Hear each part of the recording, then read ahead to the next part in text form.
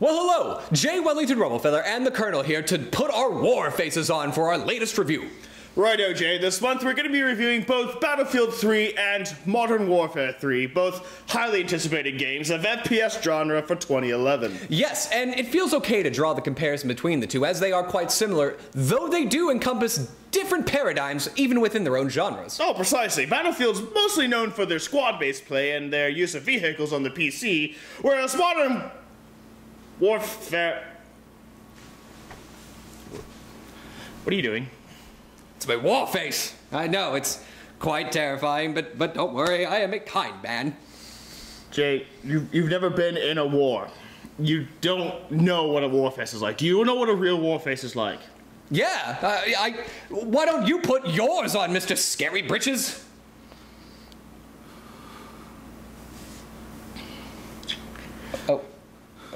Oh my. Like the Colonel was saying, Battlefield is most known for squads and vehicles, and Modern Warfare has been known for its perk system, fluid combat, and has been a go-to game for console gamers since its release. Though they differ in those aspects, they are similar enough to merit comparison. So, how do their latest games fare? I played Battlefield 2 so much, I was revered for my ability to take down tanks with the Spec Ops class. I could headshot a man from across the field with a machine gun with no scope, and I could very nearly fly the jet correctly. But when I bought Battlefield 3 and played it, I felt oddly out of place.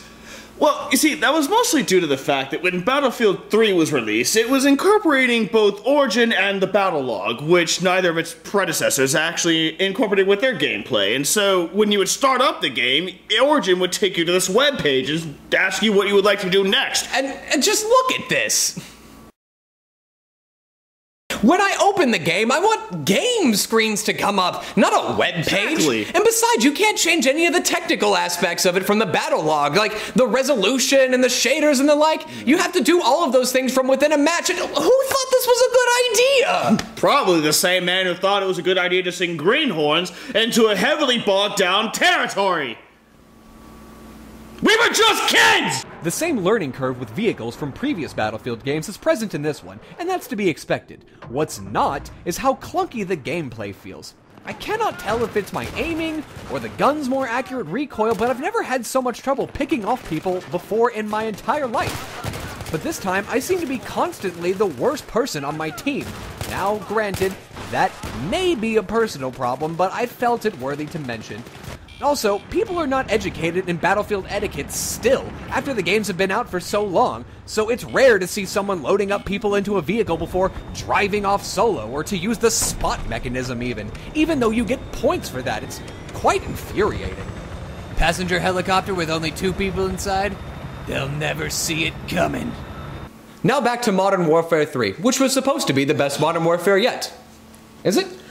I don't know, Jay. Is Modern Warfare 2 the best Modern Warfare game? Arguably so, yes. Then by mathematical equation, Modern Warfare 2 equaling Modern Warfare 3, yes, it would be the same because it's the same bloody game. It's even worse than Black Ops is with its own plagiarism. It's just the same label slapped on, you scratch out a 2, scribble on 3, boom, you have a new game. Well, and you can see this. There are tons of YouTube videos all across the internet about it. It's absolutely shameful, really. They use the exact same font, the same kind of style of character models, the same kind of environments for their textures. The maps are even smaller than Black Ops, which I did not think was possible, but they've done it. They have absolutely done it. And now they're...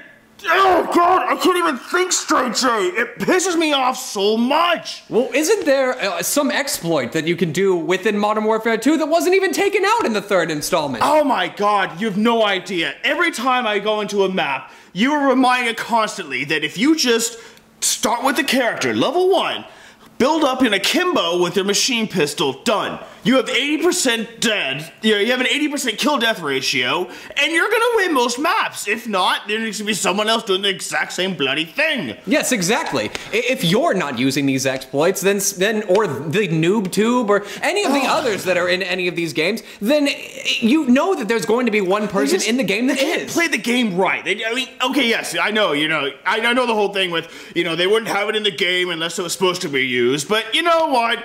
Have some decency, people. Just doing it and then going tra-la-la-la. It's bloody stupid. Yes, precisely. It makes me want to harken back to the days when the annoying people would be hung by their toes off of piers, and then they would be made to swim home naked and run across town in their birthday suit, and then they would come home to their mothers who would say, "Jay, I told you not to do it again. I told you nobody needs their grammar corrected." And then I would say, "But mother, I was defending the fair Lady English in all her glory."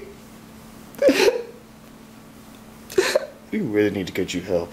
Nobody is denying that Modern Warfare 3 does have fluid gameplay, and it is quite fun, but nobody's also denying that mashed potatoes are delicious. It's just that if you eat them too often, you're bound to get bored of them. I'm tired of playing the same game over and over and over again. I mean, you'd think they would have put more thought into this. Dirty screen looker, how dare you! Dude, we're on the internet. So you admit you're a hacker! So what's the bottom line? Which game deserves a buy, if any, at this point? The overpriced DLC or the clunky shooter laden with bloatware? We'll have to say Battlefield 3. Yes. Now, granted, the combat does take time to get used to, and your teammates are never going to be perfect. But the differences in squads, and vehicles, and new weapons, and all the differences in between the current Battlefield and its previous are enough to warrant the price tag. Whereas Modern Warfare 3 does have smoother gameplay, it's just not new enough. I don't feel like I should be purchasing a full game. I honestly do feel like it's a downloadable content. Absolutely agree. But I will give this kind of defense. You shouldn't get your knickers in a twist, as you say, I'm assuming. Both games are actually enjoyable. For Modern Warfare 3, as much as I have been hating on it, I know the campaign is bloody brilliant, and I, for one, that's my reasoning for buying the game, honestly. I could care less about the multiplayer on it because it's never been good. I've stopped believing in it since Black Ops. But the campaign, I cannot wait to finish that storyline. Modern Warfare 2 have been a great overlaying plot, and I can't wait to see where things go with this. However, Battlefield 3 is still a brand new game in a sense of it's working through its own server glitches and its own issues, but they will be solved eventually. Modern Warfare's issue is that it's copy and pasted. You can't really fix that, so is it worth the $60? Not really. The $30 for the campaign, great. The other $30, I would have rather spent on shoe polish, which I don't really need. He doesn't wear shoes. Not obviously. Quite unsanitary. This has been Jay Wellington Romofeller and the Colonel here, bidding you a good evening. Of good, I hate Modern Warfare 3!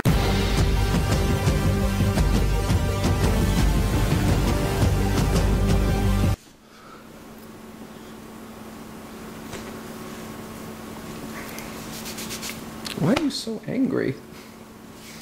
Have you played multiplayer? Have you? Don't stay. Oh.